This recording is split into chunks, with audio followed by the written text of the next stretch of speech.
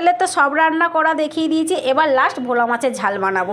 ভোলা মাছগুলো ফ্রাই প্যানে দিয়ে লাল লাল করে গোটা গোটা ভেজে নিচ্ছি। আর এখানে দেখো টমেটো দিয়ে দিয়েছি তেলের মধ্যে, আর পেঁয়াজ আর কালো জিরে দিয়ে দিয়েছি। আর এর মধ্যে গোটা গোটা 4টে মানে গোটা লঙ্কা দেবো, গোটা লঙ্কা দেবো। আর চিড়ে দেবো না, বেশি ঝাল হয়ে যাবে। আর এটাকে ঝাল করবো গায়ে মাখা মাখা, মানে বেশি ঝোল বানাবো না। তা দেখো আমি এখানে ঝোল মানে গায়ে মাখা মাখা ঝাল বানিয়ে ফেলেছি। আর সামান্য জল দেবো, দিয়ে গাঢ় করবো ঝোলটা। তারপর এর মধ্যে লঙ্কার গুঁড়ো, হলুদের গুঁড়ো, একটু নুন দিয়ে আমি ভালো করে মশলাটা কষিয়ে নিয়েছি। সামান্য অল্প জল দেবো, ভোলা মাছ তো নরম, অল্প জল দিয়ে একটু জাস্ট ফুটে গেলে নামিয়ে নেবো।